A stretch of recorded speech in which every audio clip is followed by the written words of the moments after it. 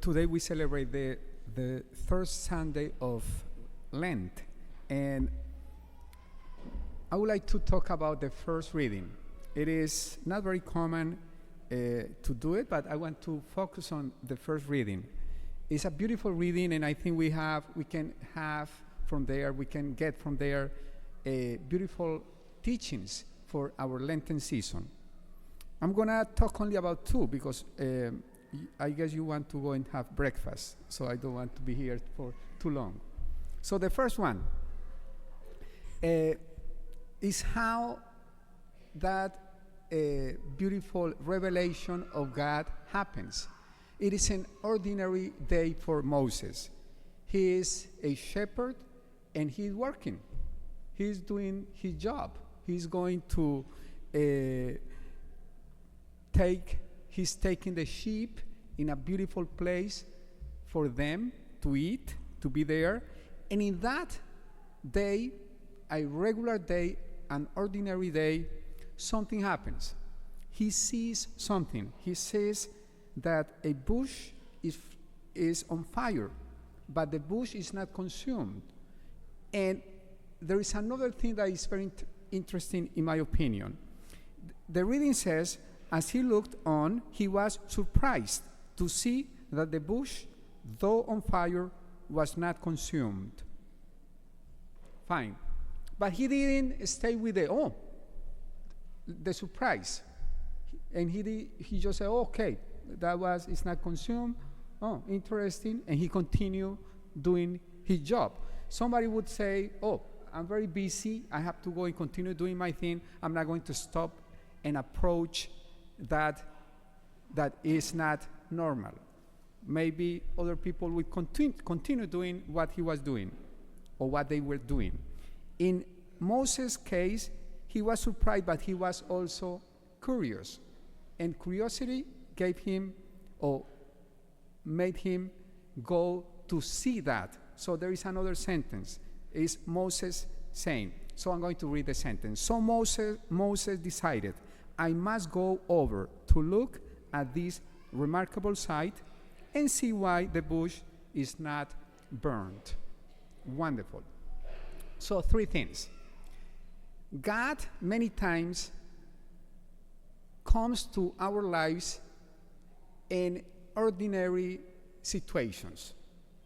We should not and we cannot expect only to see or experience God when we come to the church, for example, when we go to pray, when we want to read the Bible and meditate on it. God also wants to reach out to each one of us in other situations, ordinary situations, when we are at work maybe, when we are driving, I don't know, different situations that are not like the context in which we would expect him to come, like this one.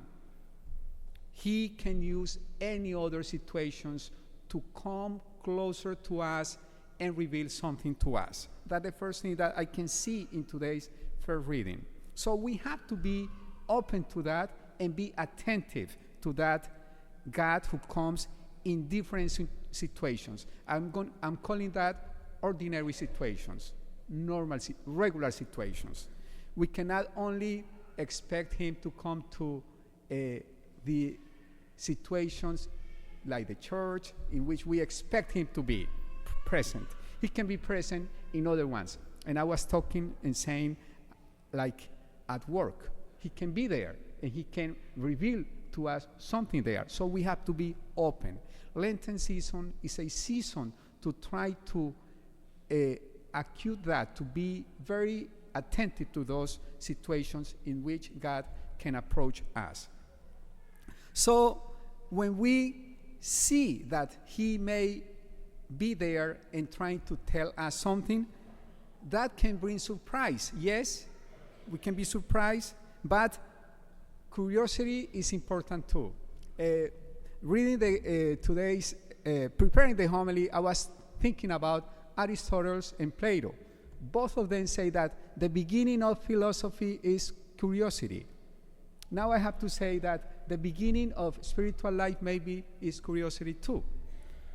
Curiosity is very important. So we have to have that to be able to go over and see or try to encounter God in those different situations. So my first invitation for you today in this morning is try to recognize that God may come to us in those ordinary situations, and we need to be open to those situations to encounter God. And the second one, and last one, I don't want to be here for too long, as I was saying. So what God says later in the reading, I have witnessed the affliction of my people in Egypt. The Hebrew verb doesn't say witness, it's I have seen. So God is an eyewitness of what is going on with the people suffering in Egypt. So the translation would be something like, I have seen the affliction of my people in Egypt and have heard their cry of complaint against their slave drivers. So I know well that they are suffering. Beautiful. So 3 verbs. He sees and he hears. The object of those verbs is the people of Israel. He sees what the people of Israel are experiencing and how they are suffering, and he hears their complaints. Wonderful and beautiful. And later is saying that he, God, know well what they are suffering. So he knows the suffering of the people of Israel. Again, the object is the people of those verbs. Therefore, I have come down to rescue them from the hands of the Egyptians and lead them out of that land into a good and spacious land.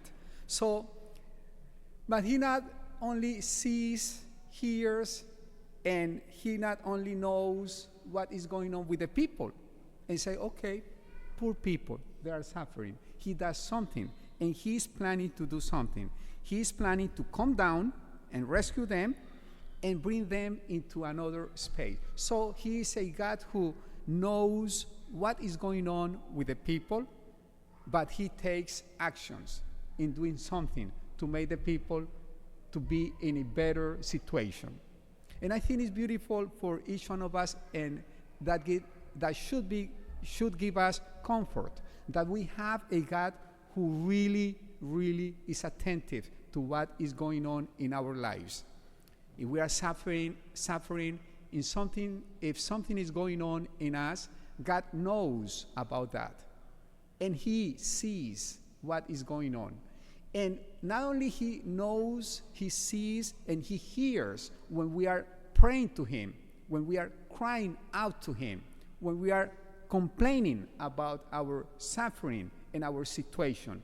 Not only that, not only he sees, he hears our complaints, and he knows, but he also is doing something. And I know that it is difficult when we are in a difficult situation. It is difficult to see or to experience that he is doing something, because usually we want that something to be right now, here at the moment, because it's in the moment that we have the difficult situation. So sometimes it is difficult to feel or to see that God is really doing something, but we should have confidence and faith that he is doing something and that he is taking care of each one of us. So my second invitation for you in this morning is Lenten season is a season to really go deeper into that reality. The reality of the God in whom we believe.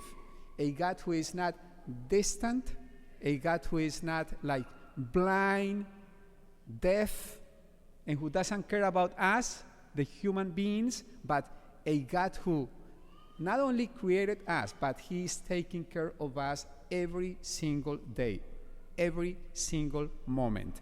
And that he knows He knows what is going on with each one of us. He knows the deepest of our hearts. He knows what we have here and how we are suffering, if we are suffering, and how we are experiencing our lives.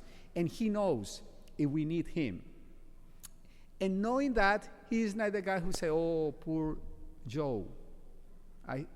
He says, I have to do something. And he's acting every day to change our reality, to help us to be better. So let us pray today as we celebrate this first Sunday of Lent, that we may be able to make the experience of that God in our lives every day. So I'm going to summarize what I said. The first point, Lenten season, a season to be open to recognize the God who comes in ordinary situations. He comes in ordinary situations, like at work, when we are doing ordinary things. And to have curiosity to go and see that God, encounter that God. That was my first point. And the second point is to experience during this Lenten season the God who sees, hears, and knows who we are.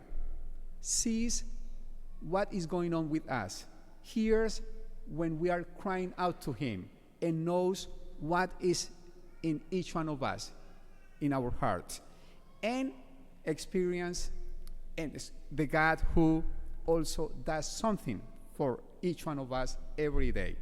He does something for us. He's working on us, and he's not a distant God who doesn't care about what is going on in each one of us. Please stand.